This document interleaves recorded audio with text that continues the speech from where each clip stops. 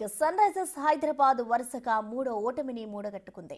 Kolkata sun night riders తో జరిగిన మ్యాచ్లో 80 పరుగుల తేడాతో చిత్తుగా ఓడింది. తొలుత టాస్ ఓడి బ్యాటింగ్ చేసిన కేకేఆర్ 20 ఓవర్లలో 6 వికెట్ల నష్టానికి 200 పరుగులు చేసింది. వెంకటేష్ అయ్యర్ 60 పరుగులు, రఘువంశీ 50 పరుగులతో చెలరేగిపోయాడు.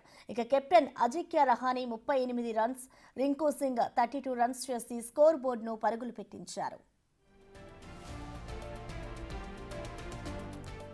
ఆ తర్వాత 201 పరుగుల టార్గెట్తో చేజించేసిన హైదరాబాద్ మొదటి నుంచే తలపడింది.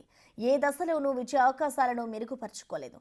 ఫస్ట్ ఓవర్ సెకండ్ బాల్కే వైభవ్ అరోరా బౌలింగ్లో ట్రావిస్ హెడ్ అవుట్ అయ్యాడు. ఇక రెండో ఓవర్లో మరో ఓపెనర్ అభిషేక్ శర్మ వికెట్ పడింది. థర్డ్ ఓవర్ ఫస్ట్ బాల్కి ఇషాన్ కిషన్ అవుట్ చేశాడు. దీంతో 3 పరుగులకే 3 కీలక వికెట్లు కోల్పోయి తీవ్ర ఒత్తిడిలోకి వెళ్లిపోయింది హైదరాబాద్. ఆ తర్వాత వచ్చిన నితీష్ రెడ్డి కొంతమేర నిలబెట్టాడు. అనుకునే లోపే 19 పరుగులు చేసి అవుట్ అయ్యాడు. 16.4 ఓవర్లకు 120 పరుగులు చేసి ఆలౌట్ అయింది.